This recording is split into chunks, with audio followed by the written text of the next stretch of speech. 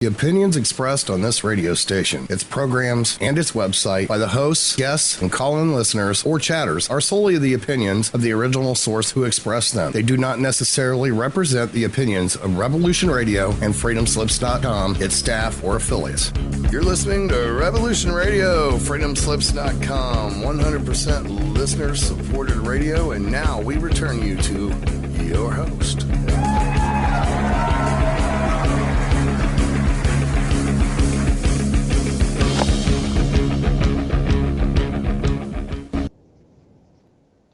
Hi, good evening. It's Christine Joanna Hart, and it's the Christine Joanna Hart Show.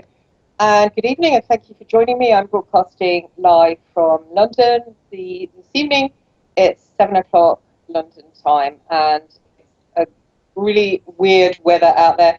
We're really, really hot. It's like a tropical atmosphere. I've just gone swimming in an outdoor pool and come back still soaking wet, and it's kind of grey out there, and it's started to rain, so that's what we're looking at today. I've got a really interesting show lined up tonight.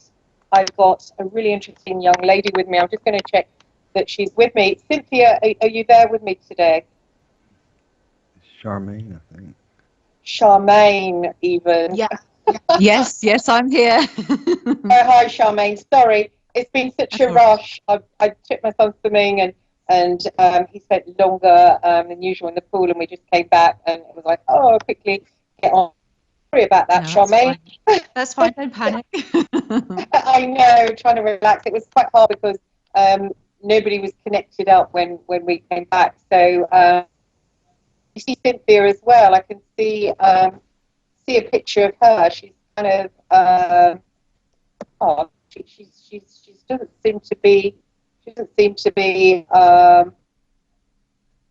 think she's connected with me. Maybe she's not connected. I'm not sure. Oh, yes, she has. She has. But what I'm going to have to do is give Patrick, hang on, where are we? Cynthia. To give Patrick her, here we are. So I'm just, Patrick, I've sent you Miguel and I've sent you Cynthia, two of our guests. We're going to try and have 3 guests tonight, Patrick. So I don't know if you can possibly hook me up with Miguel, who's an author of this book, and it's about human alien hybrids. And that's what the show is going to be about. And we've got the author, and we've actually got 2 of the young ladies who have been written about in the book, 2 of the alien hybrids. And they're going to share with us tonight. So it should be a really interesting show if we can get them all on air. So we've got Charmaine with us. Charmaine, welcome. You found your way to us. Well done. Nobody else has. So I don't know if Patrick can pull them in. Patrick, not yet. I'm working on it because it didn't come to me as such. I saw it in your window, but there was not an accept or refuse button on it. It was just an add button, so it got added back to you. So I'm going to have to look her up. Okay, if you can do that on both of them. Or start with Cynthia first, that's perfect. Meanwhile, I'll talk to Charmaine and get the show on the road so it's not boring for our listeners. So, Charmaine, how did you come to be a part of Miguel's book?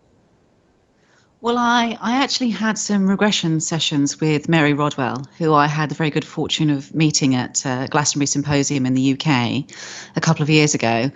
Had some sessions with her, and she went back to Australia where she lives, and a short time later contacted me and said that Miguel had been in contact with her, was looking for people, he's particularly interested in anyone in the UK who was an ET human hybrid.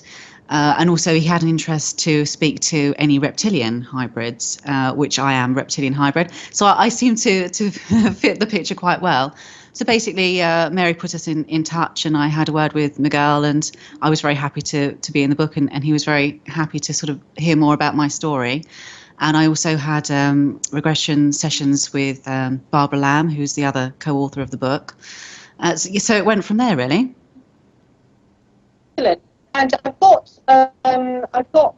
Cynthia with me. She's just joined. Hi, Cynthia. How are you? I'm fine. How are you? Okay, a bit stressed out. It was hard to get the show going, and your names are so similar that I'm going to be stuttering over them all night. So, interview, you're in London too. I'm in Arizona. Oh, I'm in Arizona. Excellent, Yes. excellent. So lovely. You're also part of the book that I've Yes. covered. Yes, yes. I've known Barbara Lamb for about 8 years now. So I help Barbara also get in touch with other hybrids, as well as she sends clients to me that need to know if they're a hybrid and how to handle their situations with the contact they're having. Excellent, excellent. So I'll go back to you, Shemaine. How did you first discover that you had this difference to other people? Well, I've always had experiences that, from as long back as I can remember being a child, I've had visitations. When I got to sort of my teenage years, I started having abduction scenarios.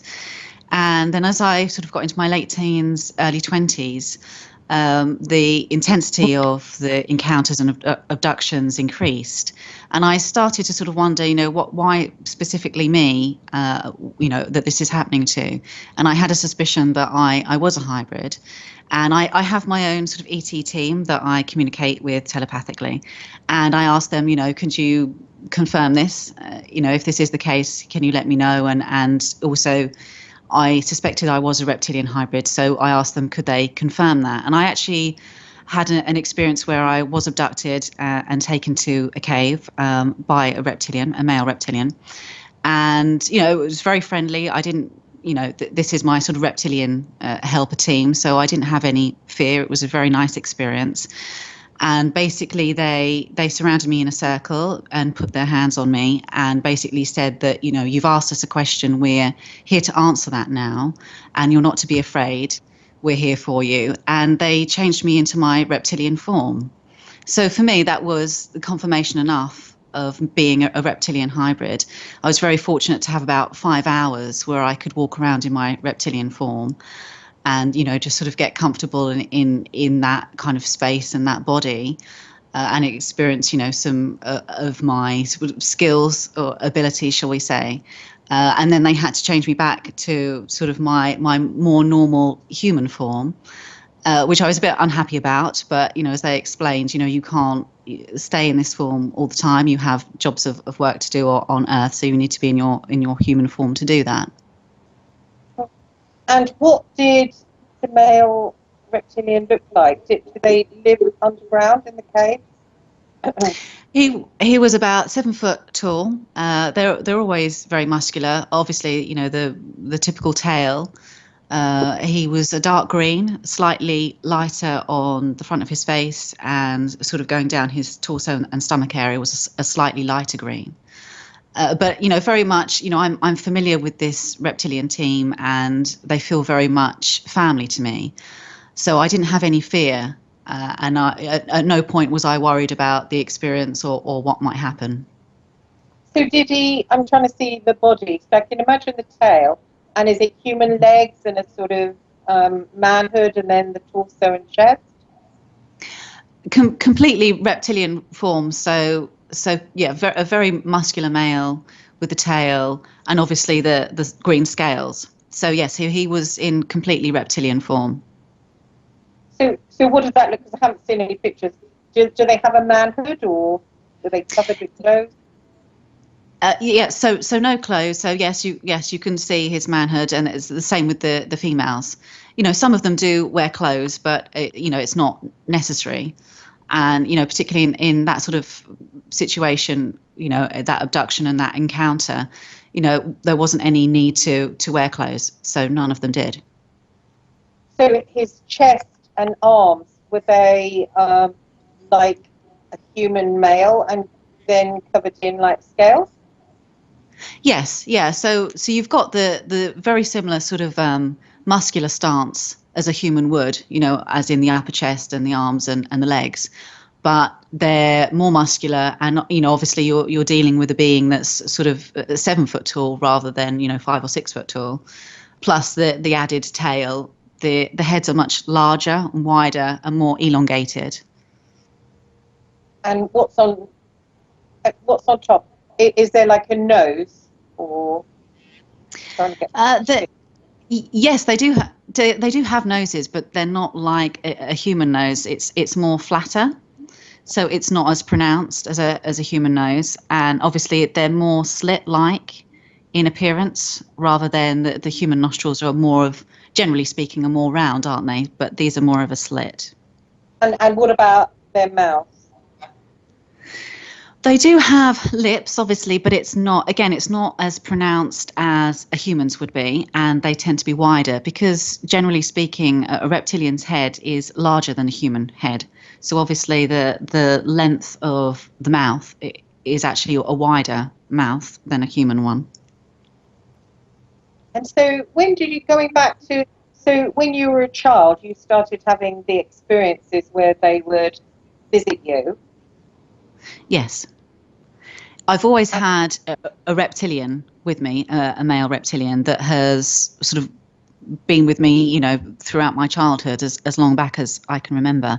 And I've always had visitations, not just from reptilians, but from greys and all sorts of ET beings. So it's not just the reptilian. And did you tell your parents about that?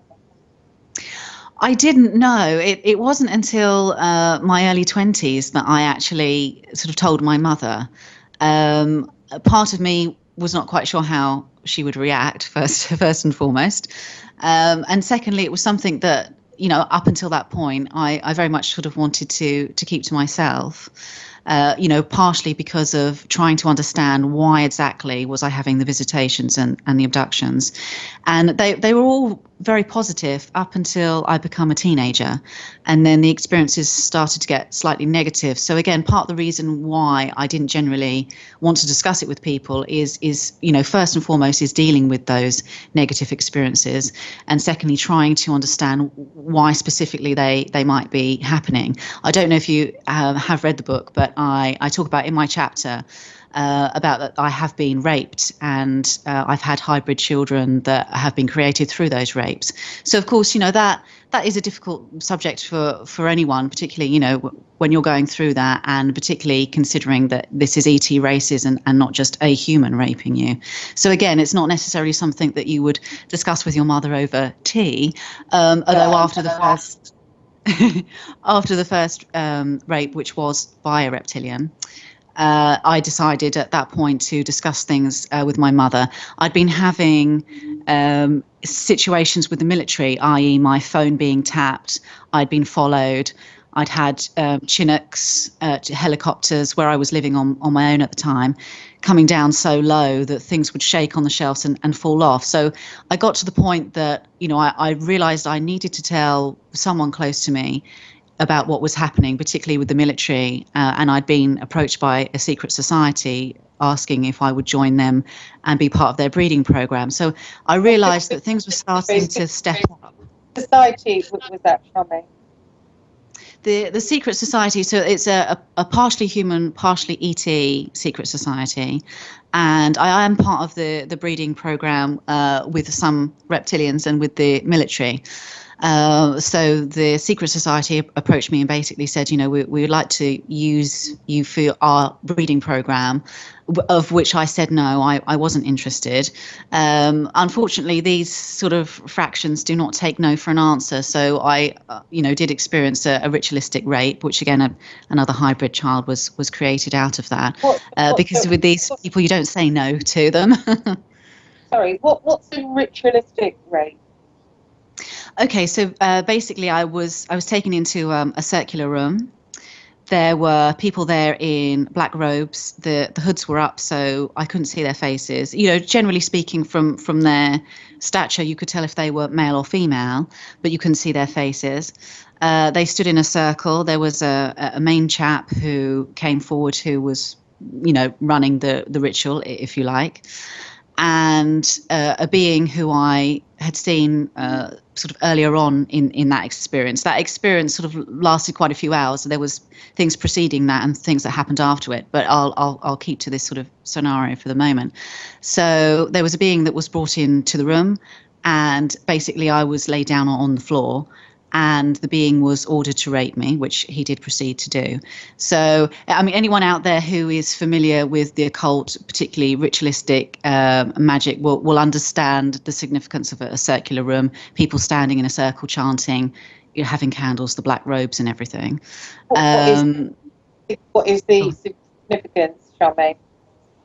Okay, so with a circular room, a circle is a very sacred thing. So if you can imagine, if you are creating energy, each person, each being has energy, and if you have an intention in mind, the power of your mind is very powerful. So if you have a group of people who are in a circular room standing in a circle and you all have the same intentions, that power, not only does it build, but if you've got it in, you're all in a circle, that actually culminates into a sort of a cone shape. So you are actually able to create quite a lot of powerful energy in a small space to do whatever your intentions are. And have you been psychic for quite a long time? Yes, ever since I can remember. And so I've I can see things, hear things, feel things. I also used to have spirit beings visit me, which again, as a child, you don't realize they're spirits. I used to have dead relatives come and sit on my bed, and we would chat.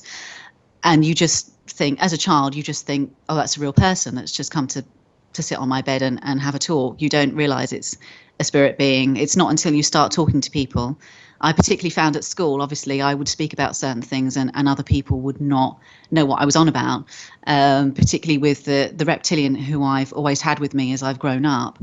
I just thought everyone had a reptilian friend. And then, of course, as it goes, when you're at school and you're chatting about things with your friends and you suddenly realize, oh, hang on, I think I'm the only one with a reptilian friend. And then you start to realize that, things about you and things with you are a little bit different. I suppose that you didn't really know what reptilians were, and then did you sort of, I mean, I don't know how old you are, but all of a sudden it's erupted all over the internet and everybody knows what they are. But a good few years back, you wouldn't have heard that term reptilian bandied about. No, and that was sort of part of the problem growing up is I didn't understand fully what was happening to me or why it was happening. And, I didn't have anything to base it on. So the beings that were visiting me, anywhere else other than when they visited me, I didn't see them, I didn't see them walking down the street with everyone else, and I didn't see them on the news. So I realized that something very different was happening to me. But when you don't have people to talk to about that are going through the same things, it is very difficult. And it wasn't until, being a young adult, when obviously, access to the internet, and there's, a lot of things on there about very different ET races, not just the reptilians. And it's very difficult because not everything obviously on the internet is true, and reptilians do have a very bad press. So it's very difficult sometimes when I meet people, because I run my own organization and support groups, and it is difficult because people have that opinion that, oh, all reptilians are bad, they're negative, they want to take over the earth, and I don't. So it's sometimes challenging to speak to people because they've been on the internet, that they've read all the different things, and they take on someone else's opinion without meeting a reptilian. And that's sort of part of my job of work here, is that obviously I go along and I do events, and I have a vendor stall, and I give people the option to come along and speak to me, and just give them the option of meeting a reptilian hybrid, and they can make their own opinion from there. But that it is a problem with the internet, that as wonderful as it is to have access to so much information, it's also detriment in the respect that there's false information out there, and also people can get tarred with the same brush. Not all reptilians are wanting to take over the earth, certainly. So it's difficult. Is that what they want you to do? Do you think they want you to do that? Yeah, I have an ET team. I have a reptilian ET team and an ET team of other ETs, not non-reptilian. And, basically one of the reasons why I'm here on Earth is to help humanity. The motto of my organization is bridging the divide between humanity, hybrids, and aliens. So in a nutshell, that's what I'm here to do. I'm a practitioner, so I'm a healer. I do emotional freedom technique, counseling, regression, nutrition, so on and so forth. So I'm very much for helping humanity and healing them as well as healing the earth. So that's the point I'm trying to make to people, is that there's good and bad in everyone. So just like humans in every single country and every single way of life, and it's the same with the ETs. So yes, admittedly, there are reptilians out there that are negative and they are doing harmful things to the earth and to humanity, but not all of us are like that. A lot of people say it's the Draco reptilians, don't they? Yes, they have got a very bad press. But yeah, I mean, obviously, I'd like to make the point that, going on the internet, sometimes people will just read something about, whoever it is, reptilians or whoever, and that's it. They will take that opinion on board without, really thinking about, right, well, I haven't met one, so I don't have any personal experience to put that again and make a sensible judgment. So again, another reason, part of my job of work is to give people the option to meet me in person and decide for themselves, because otherwise they've only got the internet to go on, or things that are written in people's books or on people's websites. Do you think that the Draco reptilians are the bad guys, like everyone thinks, and there's another race of reptilians that are the good guys? I mean, I would have to say that within any race there are good and bad. I wouldn't say that you could categorically say that all one race is bad or all one race is good. It's exactly the same as here on Earth. You can't say everyone in the UK is a saint, and you can't say that everyone in the UK are terrible and negative. And it really is the same with ET races. You can't say that every single being in that race is for good or for bad. So what are the different races we've got? There's reptilians, Draco reptilians, greys. Is that all? You've got Zetas, which I know Cynthia's worked quite a lot with those. With lots of different ones, because with her work with the sculptures as well, when she channels obviously their energies while she's making the sculptures. Yeah, so I mean there's loads and loads of different ET races, and obviously some are here on Earth or visit Earth at some times, and others are out in the galaxy and don't visit too much. And then obviously you've got the hybrids. So you've got different ET races that are involved in the hybrids program, where they're specifically wanting to create hybrids and put them on Earth for, different reasons. So going back to the Satanistic side of things, did that happen? And I realise it's painful for you to talk about, and I'm sorry about that, but I just find it interesting. Did that happen, the ceremony, did it happen in the astral? No, in the physical. So I was physically taken to this building. On the same occasion, this is when the Secret Society asked for me to join, to be part of their breeding program, and I declined. And they were in the physical people? Yeah. Yes. All right. And as I say, the organisation is partly made up of humans and ETs. Can we know the name for the organisation, or? I have been asked this before. I don't have a specific name for the organisation. They didn't turn around and say, we are such and such. I am planning to do more regressions with Barbara to hopefully try to find out a bit more information about them, a bit more information possibly about their location, because I have no memory of being taken there. I remember waking up in the room, and I remember the chat being there and obviously asking about, would I join? So hopefully with Barbara's help, doing a regression session, I might be able to find out a bit more about locations and possibly be able to work out from that what organisation they are. Was it a reptilian they let abuse you? No, it wasn't. No, it was a ET being, quite tall. I'd put him at about 6 foot, very muscular again. His skin colour was black and red, and he had sort of horns going around his head, sort of in a crown formation. His eyes were yellow and black. I've not seen one of these beings before or since. So to my knowledge, he's the only one of his type that I've met.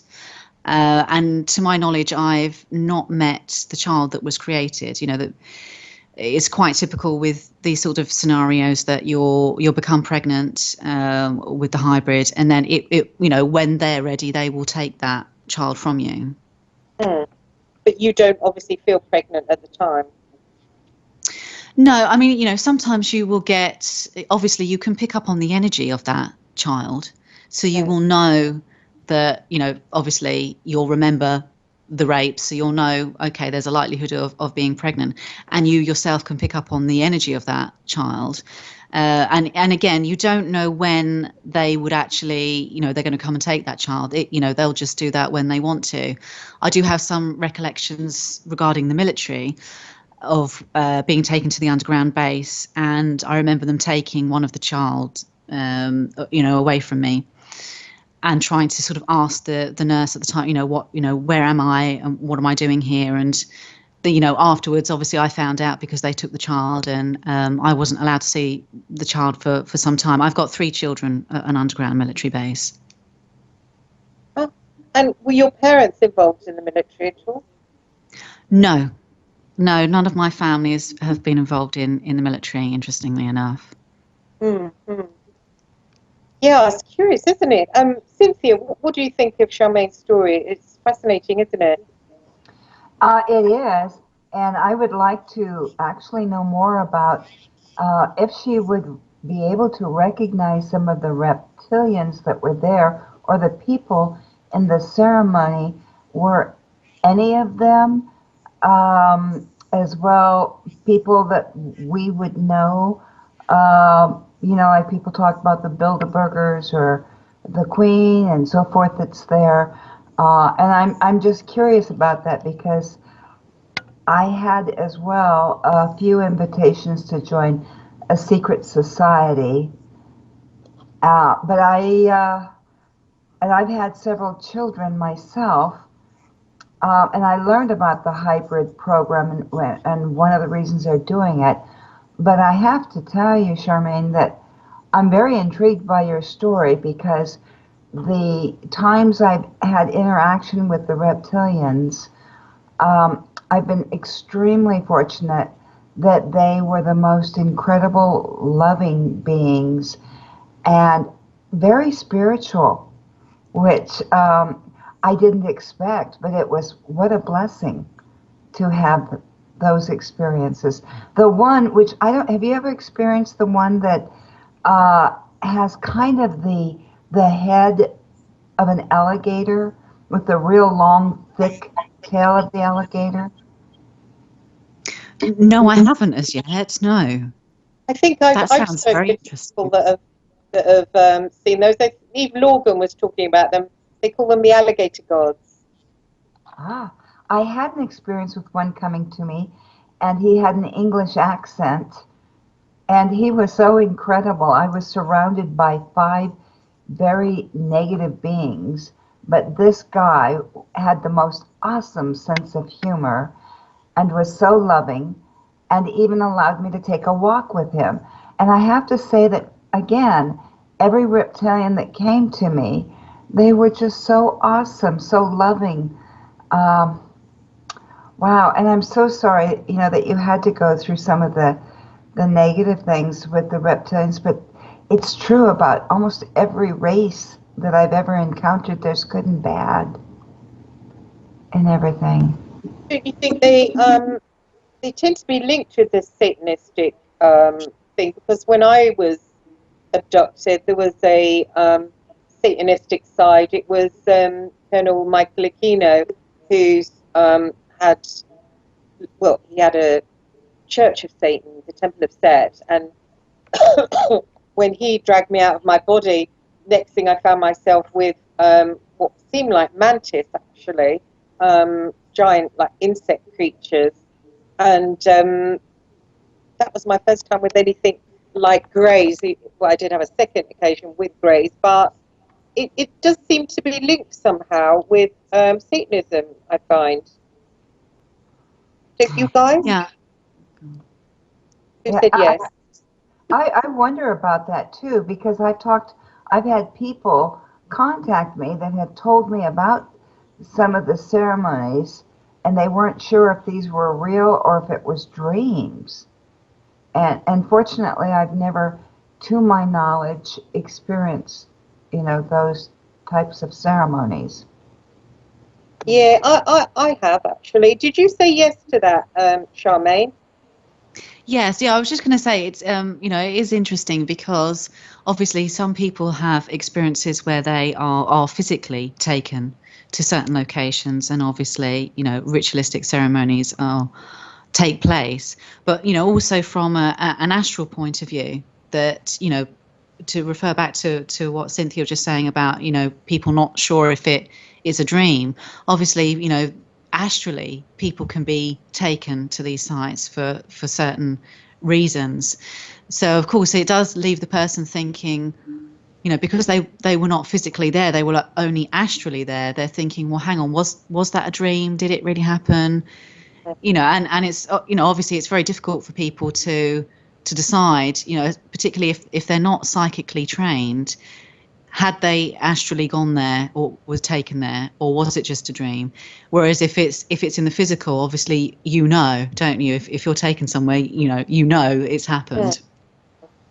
Well, actually, I had Joe Jordan, on the show. He works for MUFON, the UFO Society in America, and he said that most of the people that had been abducted, it was in the astral. He didn't seem to realize that, but he just said that lots of the time that they're still lying on the bed, and it's just part of them that goes. And I had to explain that to him. He didn't really understand it, that it was in the astral then that they were basically taken to, which can, if you're conscious enough, and if you're awake on that level, it does seem just as real as physical. Don't you find, Charmaine? Yes, yeah, that's it. I mean, it's with a lot of people, I can understand the confusion of not knowing if it's real or if it's a dream, if they've been taken or they've willingly gone astrally. Whereas obviously if you go physically, you might come back with marks or something. You've got something to prove to yourself, if not anyone else, that if you've physically been taken, that you might have physical marks or implications that's happened. But astrally can be very, very different. I mean, other than feeling very drained or feeling not quite right, a little bit off, or feeling unwell afterwards, if you're taken astrally, it can be a lot more difficult to really establish, has that happened, or was it just a dream? Mm. And why do you think there's a link with Satanism? Do you think it's because devil worshippers are worshipping them, perhaps? Yeah, I mean, there's been a lot of things that have come out in more recent years about, obviously Illuminati and Bilderbergs and everything, and what they use ritualistically with the symbols, and obviously you have to sort of think that everything has an energy, and again, to go back to your mind is incredibly powerful, and just your will of intent.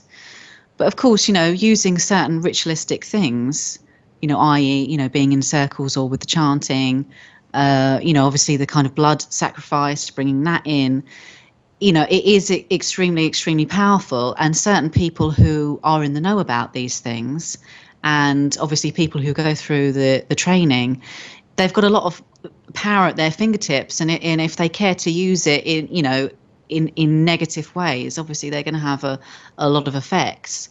And yeah, so the Satanism side, it's difficult to say, is it a thing that has always gone alongside it, or is it something that's increasing? I mean, with regards to the experience that I had with the secret society, realizing the fact that there were humans there as well as ETs, that's kind of a whole other subject, to consider that you have a specific group that obviously are working together in a negative way. And you think, well, is that just one group? How many groups are there that are doing the same thing? And in which case, how many people are they affecting? Okay, they have their own reasons for doing this, i.e., with me, it was to approach me for part of the breeding program. So, again, it opens up lots more questions, doesn't it? Because, okay, you realize that this is happening. How many people are they interested in? How many people are they approaching to try to join their society? The breeding program is only one part, it's one fraction of that society. So it does beg the question on what else are they doing, and to how many people. And I don't believe that it's just a hybrid situation. I don't believe that they're just approaching hybrids. Obviously it's humans that are being involved as well to varying degrees. So yes, I mean, it's a troubling situation, because with these societies and with the military, you have that sense of you can't say no. Okay, yes, that a lot of people will talk about different ways that you can protect yourself, and I'm not putting that down at all, but there are certain fractions that it's very difficult once you are on their radar. It's very difficult to then get out of that. How do you turn around and say, no, I don't want to be anything to do with you, or I don't want you to abduct me? It's a very difficult subject. How do you really move forward and help people with that? Yeah, it is. When I had my experience of being taken out of my body, just literally night after night, where I wasn't getting any break in consciousness, and it left me feeling quite weirded out, actually. I asked Laurie Fenton, who's one of the co-hosts on Revolution Radio, and she said some people who are abducted, they just get taken night after night, just for years, and then they get taken to somewhere called the slots, and where they just relive stuff. I mean, what a nightmare, really. I wish she hadn't told me that story, but it did stop in my case. I feel so relieved, actually. Good, good. So, can I ask a question about when you're taken? Do you remember being tested for your powers, certain things you could do? And if you do remember that, who was testing you or more concerned about your powers? Did they seem to be the ETs or the military? I think in the case with Aquino, that was him and the groups that seemed to be with him, and they were asking me what I was doing and who did I work for, and what I intended to do in the future.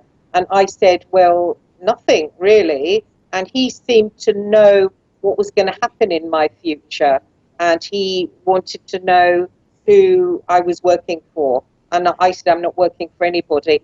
And he started tasering me, and it felt like a taser, felt like little electric shocks, asking me again and again who I was working for, which is curious. Oh my God. Okay, so one of the reasons they were doing this is I learned some time ago that our government, the Illuminati, that are in the secret government, wanted to know what was going to happen in the future. So they were doing time travel, and they went into the future to find out what would bring them down if they were going to come down. And what they learned were that there were going to be certain star seeds and hybrids that were here to assist humanity to get them out of being the victims, to teach them to take their power back. So what they wanted to know was, who are these people, so they could intervene in their lives when they're quite young, hoping to try and keep them from coming into their power and doing what their plan was. So it sounds like they knew you, because I've had several other people who also had unusual attacks, and they did the same thing to them. I had a situation very similar to yours, Christine, in which in 1996, I heard what I thought was a helicopter outside my window, and it was around our lunchtime. And I got up. I was working on the computer on a script at that time. Got up to look outside, and instantly I got weak and started to drop to my knees. The next thing I knew, I was laying on my bed, and I thought I was dreaming that there were men in my room, and they were telling me to take my clothes off from the waist down. And all this seemed to be a dream, excepting my star family wanted me to know that it had nothing to do with them. So they allowed me to wake up, even though it was for maybe 30 seconds. I got to sit up and get a good look at the men, as well as understand the situation. When I awoke completely, I had dried blood in my belly button. And when I washed my belly button off, there was a needle mark where they had injected me with a type of truth serum to find out who the beings were that were taking me, because I was going 3 to 4 times a week on the ships. So they wanted to interrogate, find out who I was working with and what I was going to do. They've continued to do this from time to time, but I think their biggest fear is their loss of power over humanity, in which they would lose the whole planet Earth when it came to power. So they're not done with us, but the only thing we have to hold on to is that knowing that we agreed to be here to assist at this time, and that we are of the love and light, and work with that. I've been was taken up on a draconian ship, which was kind of a scary situation, but I had to learn how to be in my power so they would release me. And when I used my power and they released me, it was great, because again, they are also trying to get us to turn to the dark side so that their side will win. And they'll do whatever they can. And a lot of times they will use physical things, because we are on Earth. They'll say, we can give you all the money you want. We'll give you a position. You will have your own army. You will have everything and anything you want. But that's just, excuse me, that's just because they're more afraid of what we're going to do. They're so afraid of us. They're terrified because they know that we're the ones that's going to bring them down. So that's why we've been picked on. Oh, it's interesting, because I didn't have time to tell you what happened to me in my past. I grew up in a Jesuit-run orphanage, and they put me in the Monarch programs. And I was just talking to a friend this morning about a part of me that I can't get back, and she was saying try and envisage it, and I said, well, it's like it's in ice. And I remember it when they took it from me. It was at school, and it was like a very creative part of me seemed to be shaved off, and it didn't come back. And now when I try and get that part of me back, it's just like it's lost somewhere, and I can't, even though I've seen it in the astral, and I've seems to be like it's almost like they put it in ice or something. And she said they kind of make it like you think you can't get it back, but you can. Have you had anything like that, or an experience of that kind of thing, Cynthia, like them taking parts? No, nothing at all. Actually, the only thing, other than being tested, because I was part of a government hybrid program. And so they tested me to find out how my abilities, my psychic abilities and so forth would benefit them. And that's the only thing that I recall. Interesting.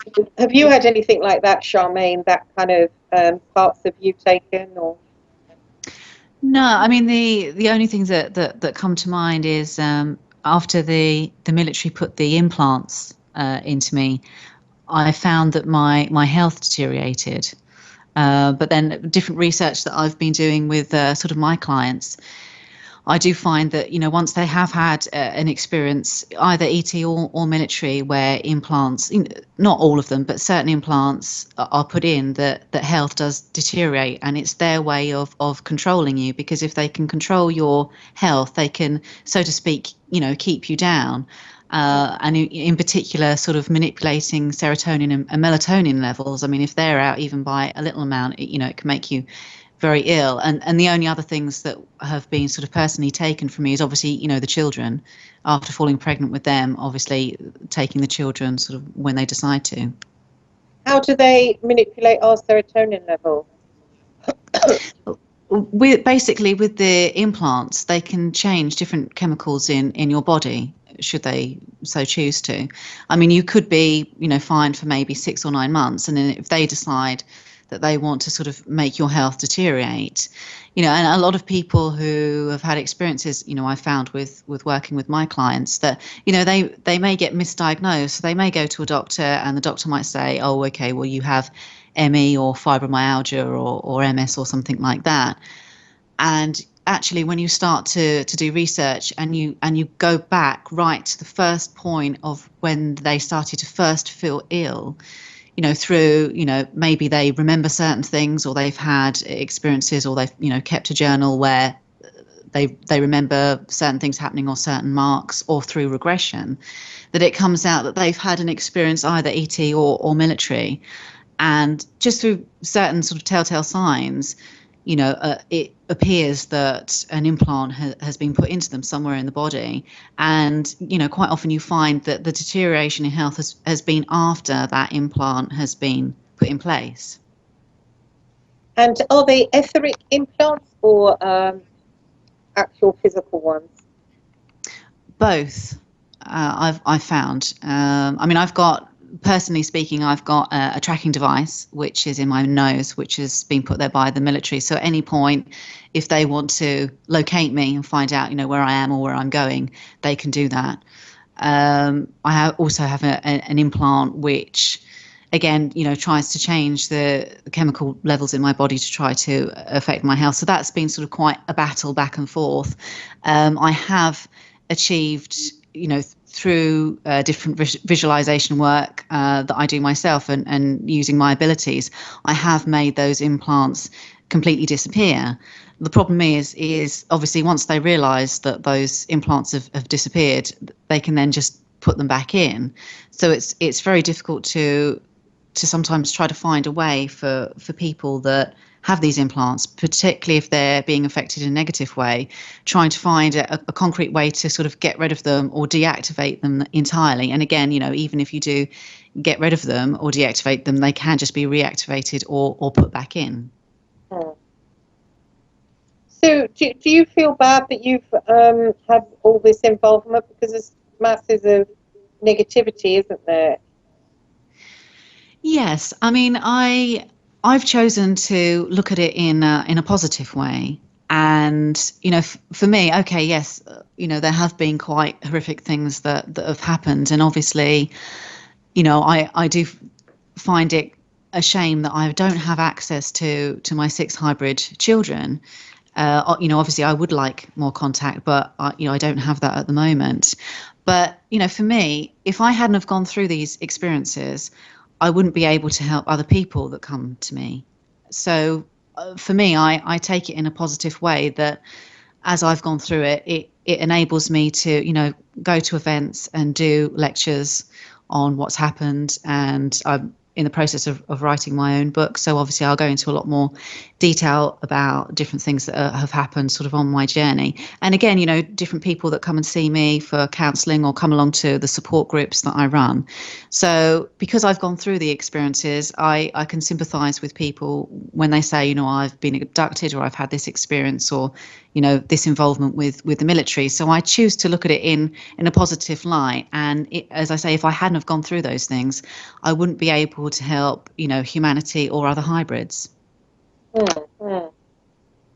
So do you feel like getting rid of that part of yourself that's been like sort of, you know, hybridized, that sort of reptilian part, or do you just prefer that part? I mean, you know, I embrace it. It's, you know, it's part of me.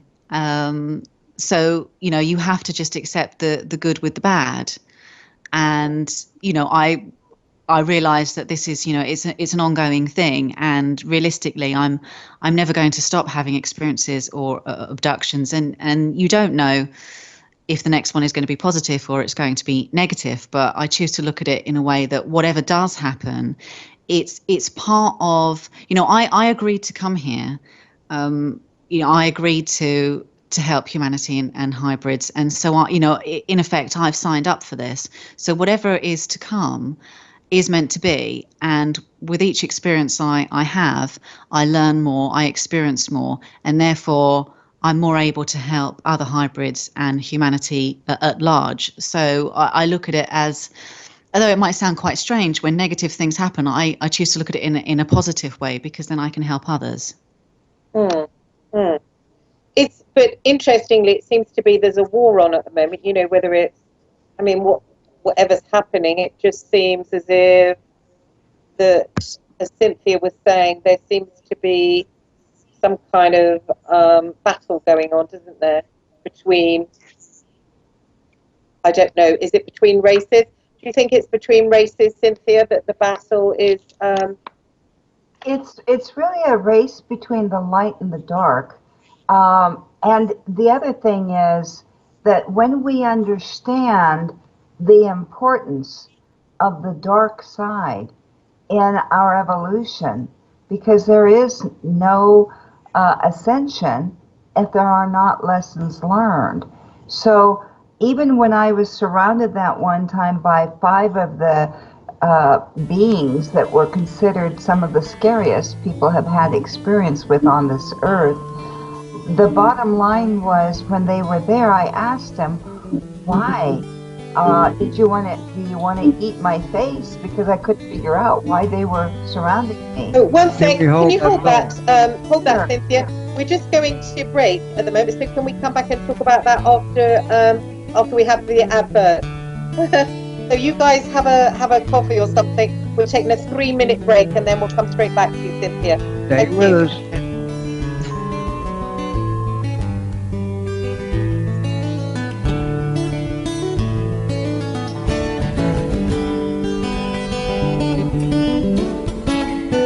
You're listening to Revolution Radio at freedomslips.com, and we'll be right back after this message.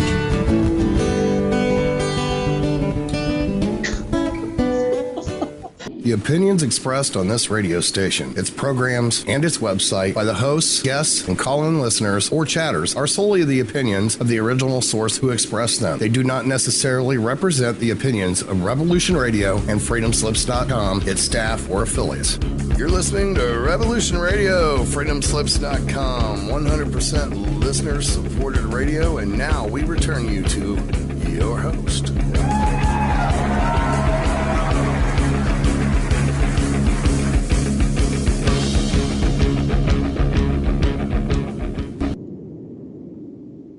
Hi, it's Christine Joanna Hart. It's the Christine Joanna Hart Show, and welcome back. I'm broadcasting live from London in Kensington, and it's a great cold summery day. It's got colder as evenings progressed, even though it's bright outside and there's thunderstorms raging. You probably heard it as we in our first hour. But we've got 2 lovely guests with us. We've got a young lady called Charmaine, and another lady from America called Cynthia, and she's with us. They're both with us today they've written a book called, sorry, what's the name of the book, Cynthia? The book that Miguel and Barbara wrote is Meet the Hybrids. It's called Meet the Hybrids. Exactly. Miguel is standing by, but I don't know if Patrick, can you get Miguel on or for the second half? No. Oh well. Never mind. So what were you I'm saying, sorry, Cynthia? Christine. I do not see that I've received his contact request yet. Okay. Don't worry. Don't worry. Okay. Cynthia, what were you saying about the Draco reptilians? How did they come to abduct you? Okay, well, first of all, the very first experience that I had, which was probably about 6 years ago, they appeared in the etheric realm in the same spot or place of my back patio. And there was a draconian, a reptilian. There was also a being that looked like a werewolf on steroids with bright red eyes and the fangs for teeth. And there were a couple more of the beings, and I just don't remember right now what races they represented, other than that they were played very negative bad guys on Earth. So when I thought that they had come to me because they wanted to hurt me, they said that it was the reptilian that spoke to me in an awesome English accent. And he says, no, we don't want to eat your face. We're here to thank you. And that rather shocked me. And I said, thank me for what? And he said, for telling people about us and teaching them how to be in their power through using their light and unconditional love. And he said, the reason is because every one of those beings that play the bad guy here on Earth are truly some of the strongest light workers in the universe. And they agreed to come here because they said it takes the most powerful to hold the darkness long enough for the lessons to be learned. Then about, let's see, in 2012, I found myself on a draconian ship, and I was literally chained to a chair so I couldn't get away.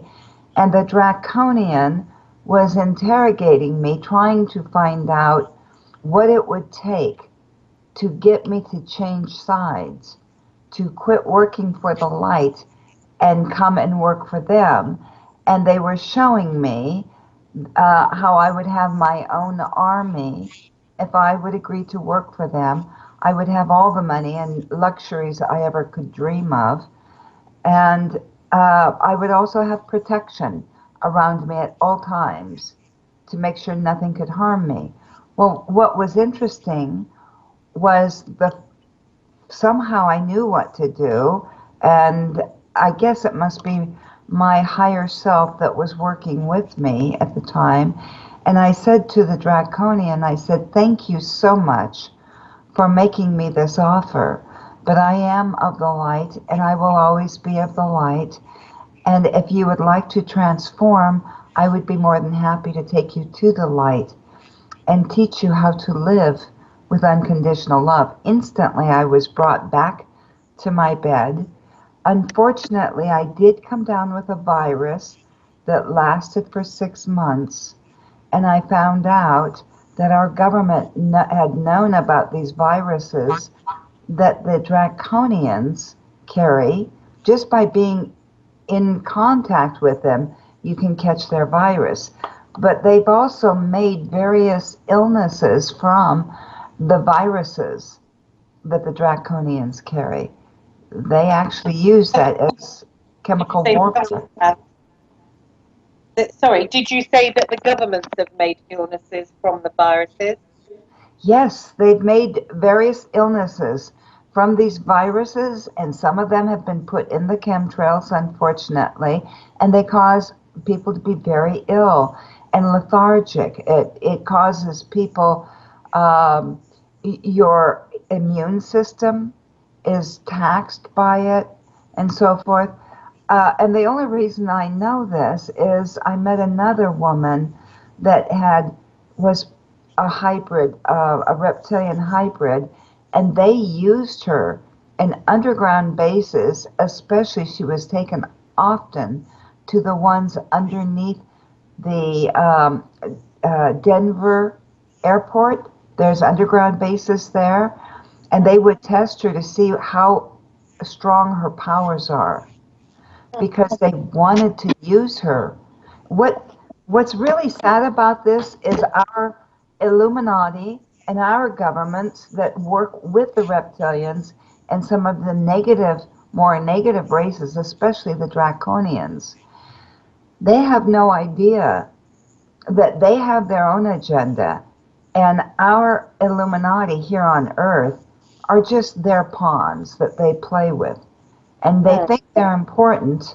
And the reason I know this is that I was shown a scenario of something that's going to happen in the future. And literally, our Illuminati on this earth have no idea that they're going to be giving their positions up and they will be replaced if they help those negative entities. So they may think that they're helping themselves, and in reality, they're actually giving their own power away.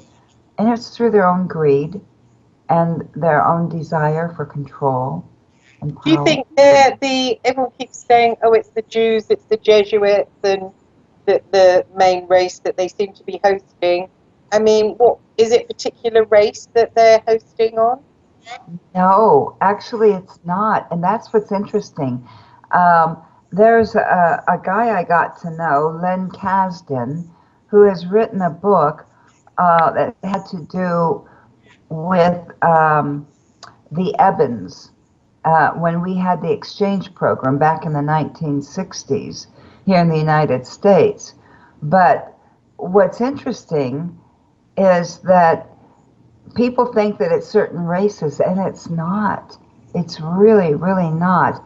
I know that there are certain races more linked to others, but when you read Len Kasdan's book, and I apologize for not having it here with me, he talks about the different races of beings that have been on this planet, and there are some that are rather frightening, very much like even the snake people. They had all kinds of different races here. But when you get out in the universe, you know, you have some people that say, oh, there's only 52 races in the universe. Well, that's not true. There's literally millions, if not even billions, of different races in the universe. But there is one thing that gives us power in the universe, and that is that I've learned through working with some of the masters with the Great White Brotherhood, and also with the Galactic Federation. I have learned from them the true power source in the universe. If people were to really understand it and use it, is the power of unconditional love and working with the light. Because what gives our power away is when we feed into fear, anger, hatred, resentment. That actually gives the dark ones more power and takes the power away from the light. So once we learn how to stay in our power and how to protect ourselves, we don't have to worry about it. But I have to say that it's sad the number of people that give the reptilians a bad rep. And there are some good draconians too. I'm not saying all draconians are bad. There are some good, because it's like humans. Everybody evolves, everybody ascends, but it's when they're ready.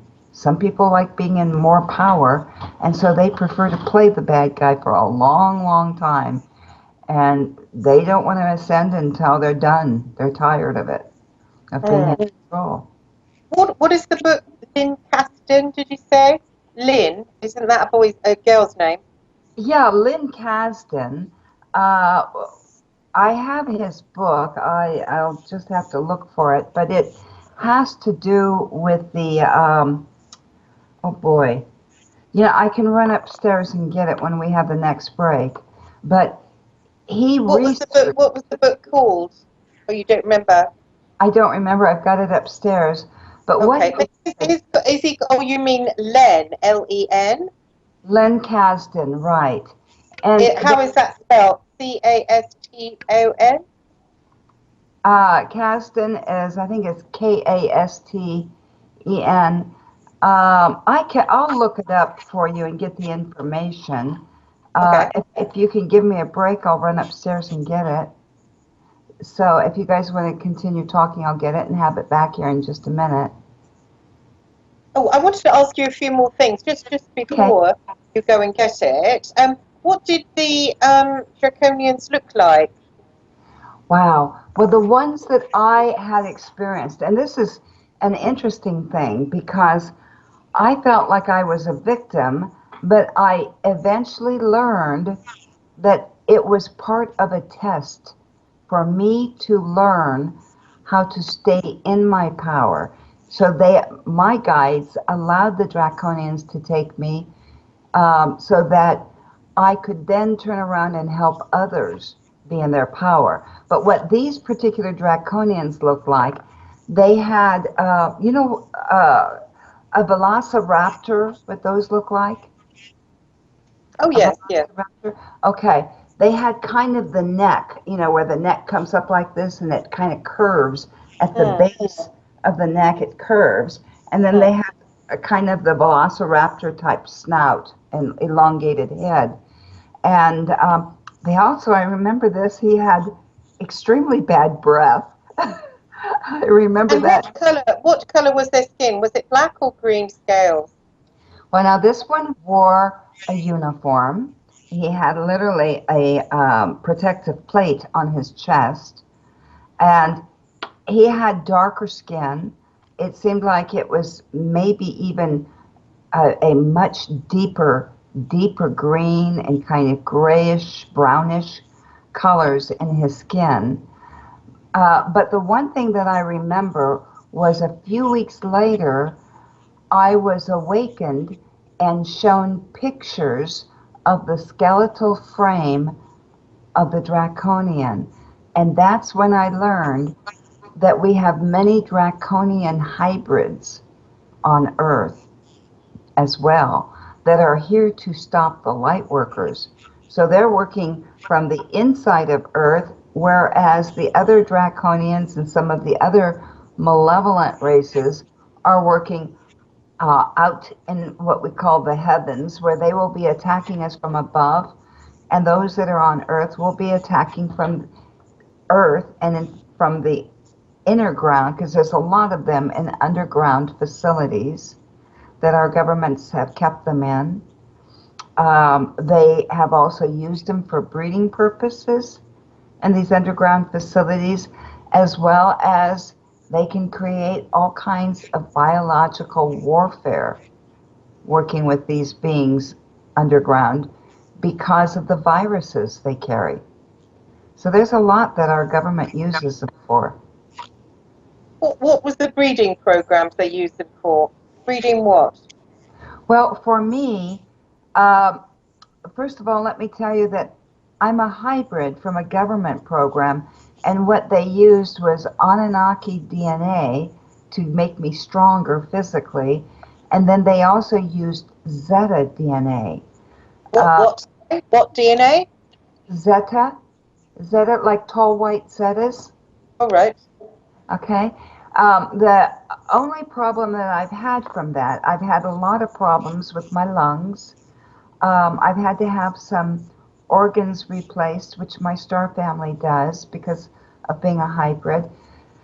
But I've also had my bones break very easy because they're different, being that they're mostly Zeta type bones. They're very, very sparse. They don't have the density that human bones have. And what did so they've got them in the underground bases, and they're just are they chained up down there or walking around happily? Okay, Are you talking about what they have in the underground bases? To my knowledge, they have mostly different types of races that would be draconian, reptilian, and they also have some others, but they're hybridizing in the underground, and they're doing all kinds of things up there. In fact, I had a client call me whose mother happened to witness one of those hybrids that had escaped, and this was not far from, let's see, from Nellis Air Force Base in Phelan, Nevada. There's an underground base, and her experience was in Phelan, Nevada, and literally deer were running in front of her car, almost causing her to crash, and then one of these hybrids jumped up on her car, and it looked more alien than it did human, but it had a lot of the humanoid type body. And a police officer saw her almost hit the tree, and he came to see if he could help her. And she asked him, "Did you see that monster, that creature that jumped on my car?" She said, "I have to report this. Who do I call? Do I call the government? Who do I call? Do I call the military?" And the police officer said, "You call no one. You act as if you never saw anything. Otherwise, they're going to harass you and they're going to threaten you, and you're not safe. So you just totally ignore it."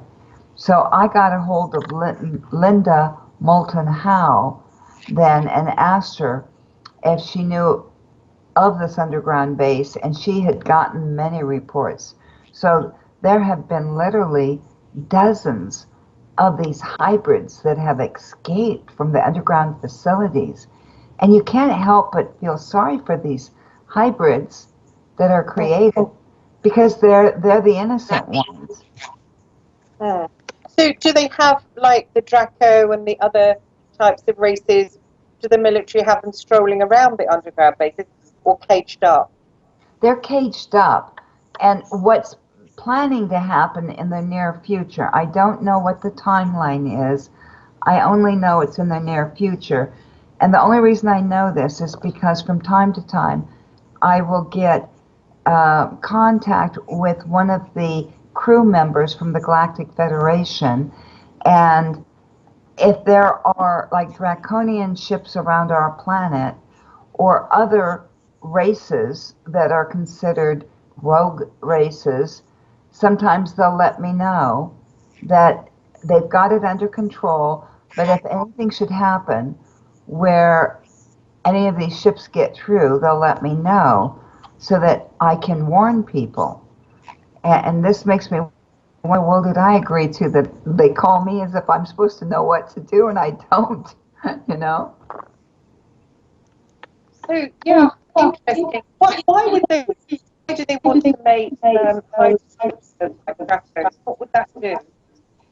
Okay, you cut out there for a minute. Can you ask that again? Oh, sorry. Why do they want to make hybrids of these aliens?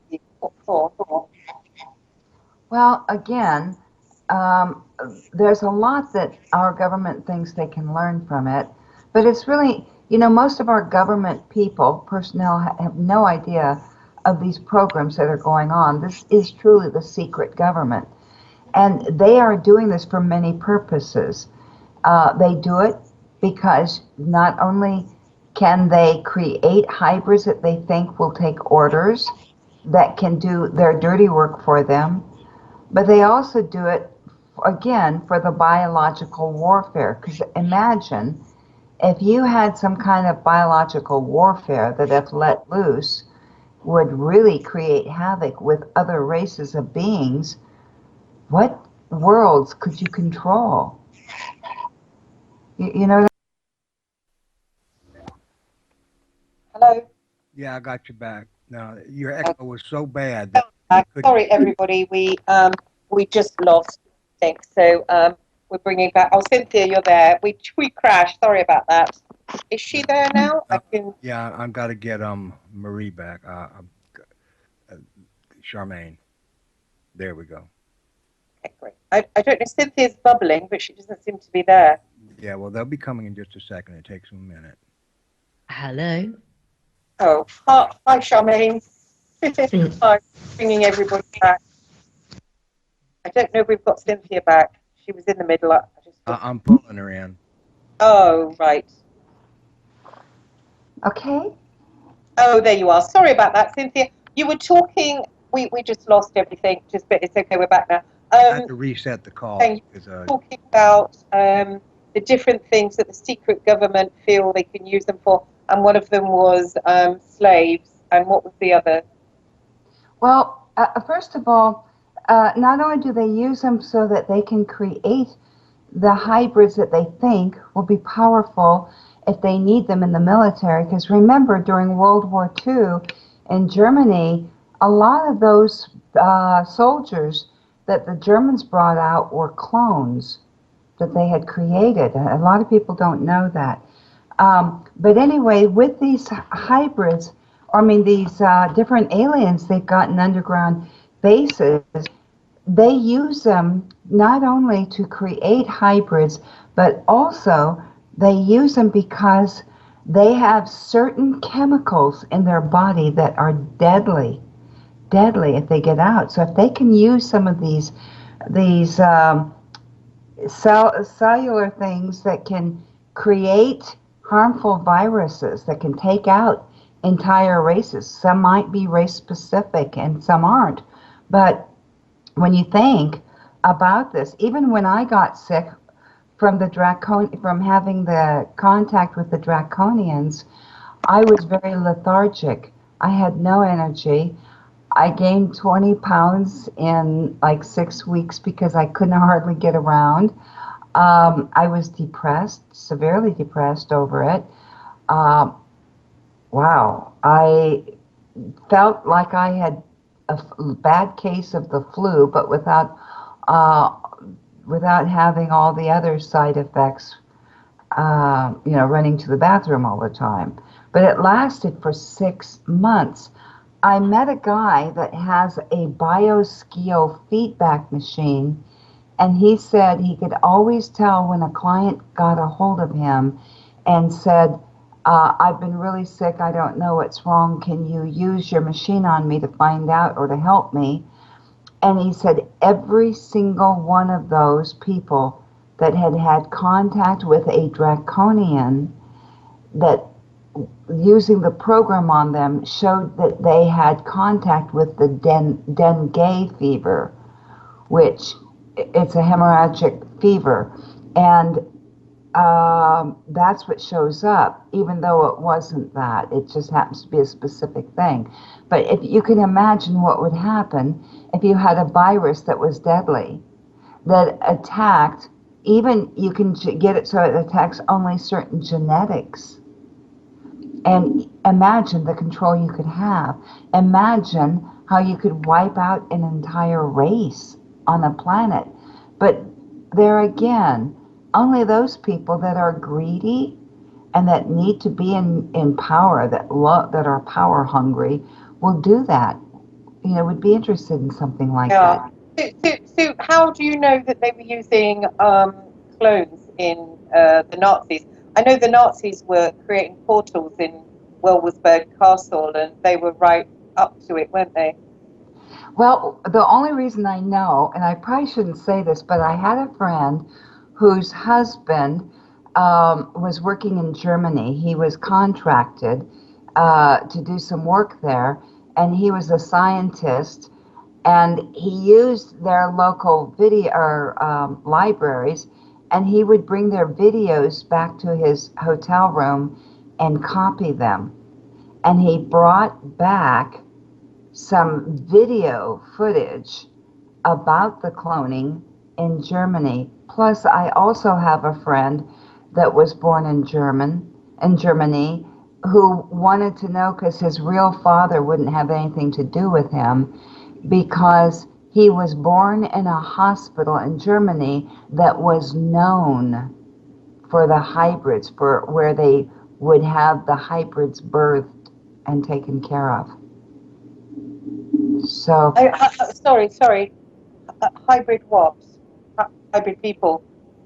Right. In other words, in Germany, it was the Germans through Project Paperclip that the scientists that taught our government how to make hybrids and how to do cloning. And the hybrids were primarily, again, it has to do with power. It's all about power when they create hybrids, because they get these hybrids that will be, they're like worker bees for them and so forth. But I went upstairs and got the book, by the way, when we had that quick break. The person that did the investigation to write the book is called Secret Journey to Planet Serpo. And the author is Len, spelled Len, last name Caston, K as in kite, A-S as in Sam, T as in Tom, E-N as in Nancy. And what he did was he got hold of groups all over the world, to find all the information he could find of what groups of aliens had been in certain areas of the world, how they had hybridized and what they used to do, and all of the secrets that were found in caves and underground cavities where there were all kinds of technology and things telling about these different groups of beings. So humans... That's why we're all different races, because if you think about it, Chinese people are so different from us, and Yes. and then there's black people, and it's all quite odd, isn't it? Is that It is. why? Because we're all... Yes. Absolutely. There are most of the people on this planet are probably hybrids, if you want to think about it. But those of us, like Charlemagne and myself, we have been hybridized for a different purpose. She was because of her genetics, for also creating very special children. I was used somewhat because of my genetics, but I didn't turn out when they had created me. The government was very sad that I wasn't as strong as they wanted, and therefore they considered me a failure, which is fine with me, because I didn't have to be harassed my whole life, only part of it.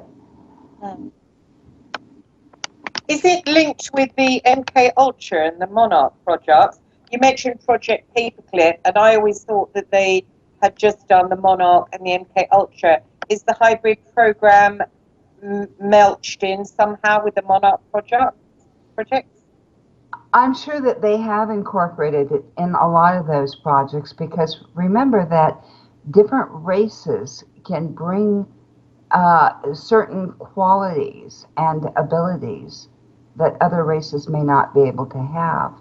So if they learn the technique, and by the way, the truth behind the true history of humanity on Earth was found in the Great Room of what's called the Romanian Sphinx. You've heard about the Romanian Sphinx?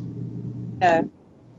Okay, so I got to talk with a woman who had worked with the,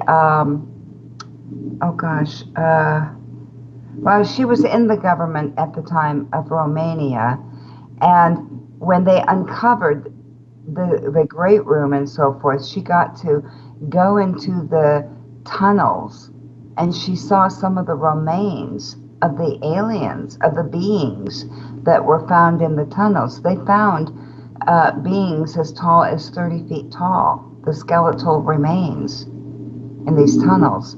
But they also found in the Great Room these tables that when you put your hand over certain what appeared like tiles on the table, then a holographic image would appear above the tables, and it would show what you would get if you hybridized both of these different races. and what their abilities would be, their powers, their weaknesses, everything like that. But they go back actually and they tell about Earth wasn't originally a world of nothing but humans. We're not the first beings on this planet. We're some of the last beings that were on this planet. But the reptilians used to run this planet and really owned it, which is why a lot of the reptilians are back here, because they would like it back, but not all of the reptilians. Because again, I've had some of the most awesome experiences with some of the most loving reptilians. And when you meet a loving reptilian, there's nothing like it. It's just incredible. Oh, echoing there a bit. So what do you think about the biblical worldview of, Satan and Satan controlling the earth and the demons, bad angels? I mean, is that all these space existing? Are they really the fallen angels who are all quite powerful and they become things? Yeah, and see, the thing is that I've gotten to experience the Nephilim that they called the fallen angels. And the Nephilim are some of the most incredibly powerful and loving beings. They live in the Christ consciousness, which is the power of the universe. It's called the Christ consciousness.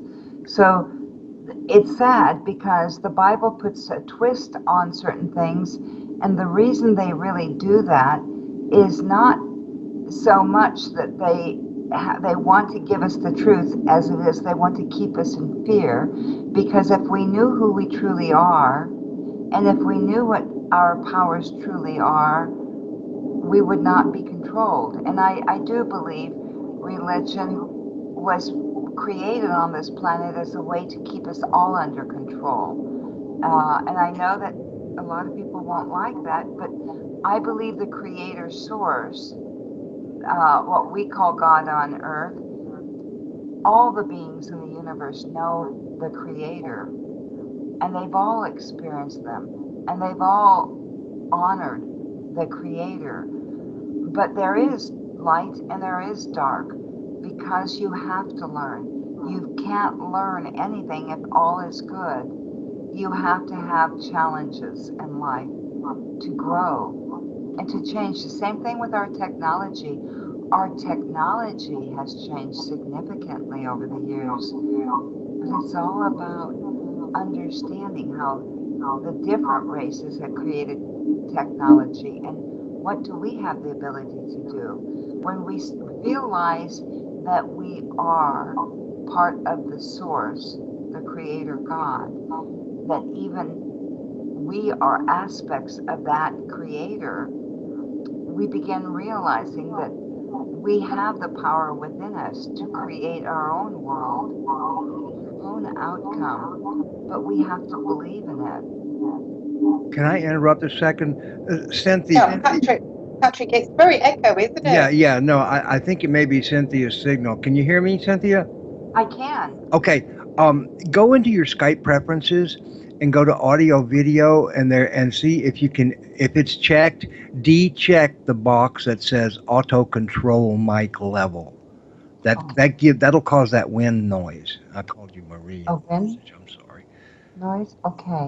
Okay, so is that under, you said that's under tools? It could be, yeah. I'm on an old a Mac and I have an older Skype, but it's in preferences. It's in under the main Skype icon, and you click that drop down menu says preferences, and you hit that, and you go to the audio video part. You'll see it'll be in front of your eyes along with several others, and hit that, and then that window opens up, and you'll see the auto control for your mic level and everything. If that is checked, uncheck it. Okay, I've got it right now. Automatically adjust microphone settings is checked. And you don't have that checked. That will make a mess of things. I don't know why they do that. Okay, automatically adjust speaker settings. Take that off too. No, it's just the mic settings that's the problem. Okay, and now I should. Now you're fine. Go ahead. Okay. Sorry to interrupt. Oh, that's okay. Thank you. Thank you. It's still a bit bad. So do you not think there's a Satan? And oh, you said the fallen angels. You think that they're still within the Christ consciousness. What about Satan? Well, okay, so I have learned only because, again, when I started having conscious contact with the star people, they made me go through a school, and you hear this from a lot of experiencers, where we go through a school, and it's not a school so much to teach us what's going on as it is to help us remember who we are and what our true connection is. So I think that I don't believe in Satan. I believe that there's good and bad in all of us, but when we choose to do something negative or bad, for the most part, it's allowed if it is going to give us the lesson that we've needed. Like, for example, years ago, I had some people that were saying to me that I had to learn to forgive those that had harmed me because as being a hybrid, I went through a lot of, I too had experienced being raped and having things happen to me. And so this person said, well, you've got to learn to forgive. And my guides took me that night and they said, no, no, it is time for you to release the word forgiveness. You are above that now. As you ascend, you learn things differently and you see things in a different light. And he said, instead of forgiving those that you think have done you wrong, see it that it was part of your lesson. And when you can turn around and say, instead of I forgive you, say thank you for assisting me in this lesson, then you truly have learned the lesson. Because forgiveness connotates that something bad has been done. But we choose our life, as the way I was taught, we choose what we want to learn and how strong we want to be. And sometimes we have very intense challenges for the strength we need. And I think that's why a lot of us that are here today have gone through what we've gone through. Is what did we learn from it? Have we learned to be in our power? I learned how not to let those that dwell on the dark powers, how not to allow them to take my power from me. So what I do is I teach people how to find their true powers, how to be in their powers, and how not to be a victim. Yeah, that's lovely. I need to hear that myself, and so did many of our listeners. So great stuff. Do you do many talks, Cynthia? I do.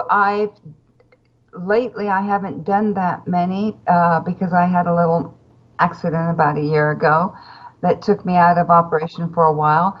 But I do talks. I've got one coming up in October here in the Phoenix area. Um, I have traveled around and done talks, but primarily what I do is I have a lot of groups that will ask me to come speak to their group, where there's anywhere from 80 to maybe a couple hundred people that have all had some form of experience and they need to understand it, or they've been victims and they're tired of being victims and they want to be in their power.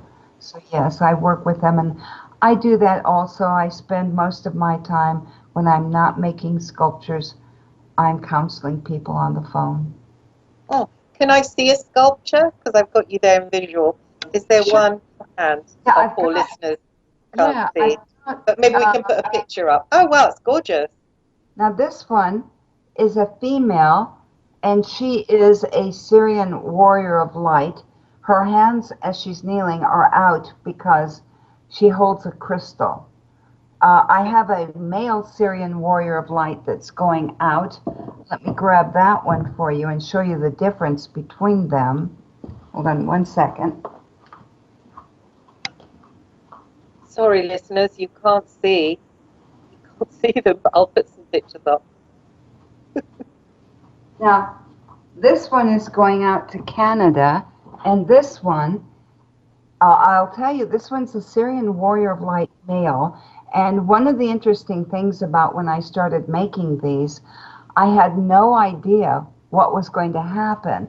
Well, what I found out from some of my clients that got these, there were two guys that went out to one of the mountain areas called South Mountain here around the Phoenix area with their sculptures, and it started calling in the ships.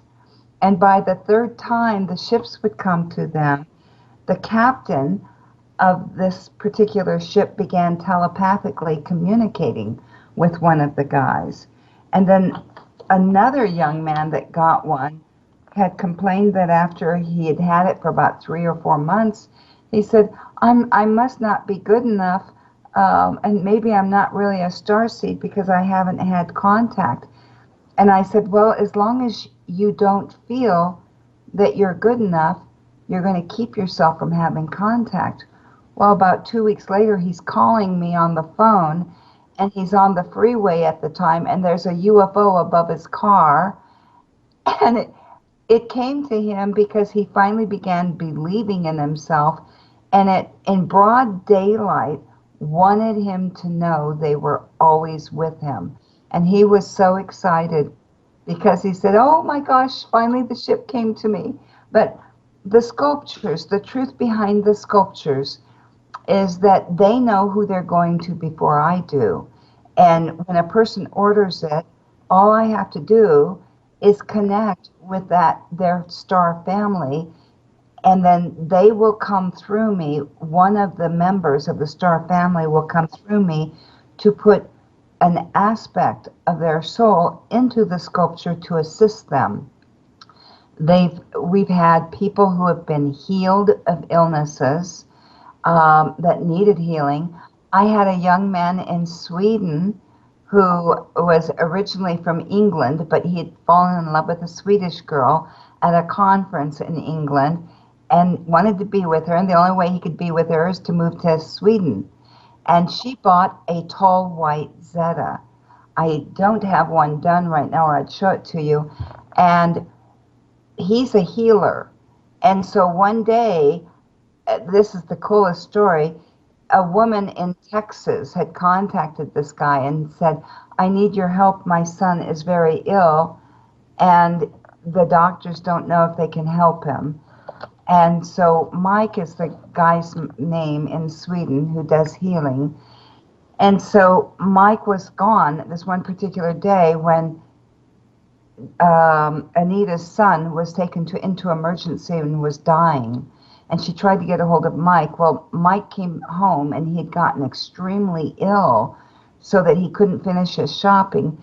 And when he got home and had to do a Skype on this young man, all of a sudden the tall white Zeta said, hold me to your heart chakra and I will help you.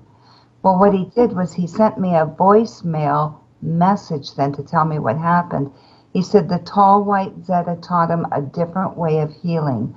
The young man had actually died in the hospital, in the emergency room, and the tall white Zeta took him out of his body and took his soul into the young man's body in Texas, into the emergency room.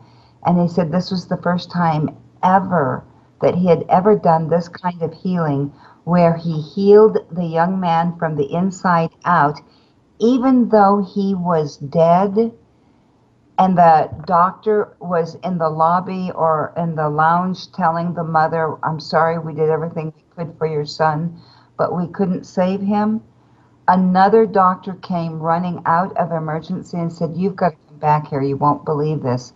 And sure enough, that woman's son, Anita's son, was sitting up in the bed, and he was alive and hungry. And the doctors ran all the tests on him, and they couldn't explain how his organs that had failed were perfectly healthy. So there's no explanation. How do you tell people what their star family is going to help them with? But they're on Earth doing what they agreed to do, and the sculpture is only there so that they feel like their star family is there helping them. And that's it. And I don't claim that I have magical powers. I only make the sculptures. I don't put the frequency in them. They come through me and into the sculptures. But Excellent. Have you any of reptilians or Dracos? Well, okay, I'll show you one. So Okay. I was showing this. This I made many years ago. This was from a guy that had an experience. Wow, it's beautiful, really. Yeah, and his eyes are a deep blue with white stars in this. What's that? Is that lapis you put in his eyes? Well, yeah, I painted his eyes kind of a lapis color. It's paint, and I put stars in it. But what's interesting, you see his teeth? This being was coming to him constantly, but he never hurt him. And he said, "Oh, I want this scary looking thing out of my life." And he said, "I want you to make the sculpture so that I can finally get rid of this guy." Well, what he didn't know was that this is a hybrid, and this is part draconian, and this happens to be one of the benevolent ones, not one of the malevolent. Now, I also have a reptilian, but this one is more like of the Fagian race. It's a hybrid reptilian, and I'll get that for you. The difference is that this one, being a hybrid, is very loving, and they've actually come to me when I've been in severe depressions, when I've had certain things happen to me, and they'll actually send love into my heart to bring me out of my depression. So I have to say, they're really awesome. Let me grab that now. And I'm going to dust him a little bit. This is terrible because I work down in my basement, and that's where all my sculptures are. And I work with hydrocal, which is, I have to sand everything, but can you see this one? Oh, yeah. He's lovely, actually. Almost looks like something you could dig up out of the ground. It's very pretty, isn't it? Thank you. Yeah. Is it expensive? How much would he cost? This one is $75, so they're not bad. And he's very, like I said, very, very loving. These are the benevolent ones. But the sculptures actually vary anywhere from $50 for the really small ones up to, I think, the very largest one, which weighs about 20 pounds, 18 to 20 pounds. It's a big one. And you don't want to send the big ones overseas very often, that's for sure. But that one cost $275. I don't have one here with me right now. They go so fast. And it is what's called the blue race of the Syrian warriors of light. And he's really a large guy. They are, when you get to know them, because when I make these sculptures, the beings come through me and share information so that I know, who they are and what they're truly like. And you get to feel their energy, and they're also loving. Actually, I got an email from a guy that just got one of his sculptures. If you'd like me to read that to you, it's very short. He got an Androm or an Arcturian. His is an Arcturian, and it's called the Arcturian Teenager because he's only about 400 years old. And they live to be thousands of years old. So let's see, this guy is, Ken. I'd just like to tell the listeners that your website is www.etsculptors.com. That's etsculptors.com. And I've just been looking on it. It's really interesting. I want one. I'm making one right now for a woman. I'm actually making two for this woman and one for her child. She has a child that has autism, and I'm giving that one to the for the child is my gift to the child, because what I didn't know is that sometimes when people get these sculptures and they've given them to their children, and we've had two autistic children that couldn't even be in a school because they were so combative and so forth. And when they started working with the sculptures, within 1 year, the one child was going to a public school and no more problems. So I don't say the sculptures will cure the kids. I just say if the child is drawn to it, let them hold the sculpture. And that's what we found out was two of the children. But anyway, this guy wrote to me. He got the Arcturian teenager, and it stands about 12 inches, 14 inches tall. And he said, thank you for our gifted earth angel. The Arcturian sculpture that you made for me is simply amazing. Upon unveiling the sculpture, a very strong, loving energy, so intense that it made my entire body vibrate. And then he said, my wife, who is a true skeptic, was ill that day, having flu symptoms. She thought the sculpture was so cute, so I laid it beside her for a nap, and upon awakening, all of her flu symptoms, including coughing up blood, had disappeared. I then called you to tell you about this experience, but there was a very high-pitched sound over the phone, and it wouldn't allow the call to go through. So finally I got back through to you. So when I went out to a dinner party that night, I brought my sculpture with me, and there were several friends. All of them were open-minded friends. And he said, all of the women felt attached to it, and many actually cried tears of joy when holding him. Then he said, you are doing amazing work, and feel a great blessing that I have found you and your beautiful channeled energy.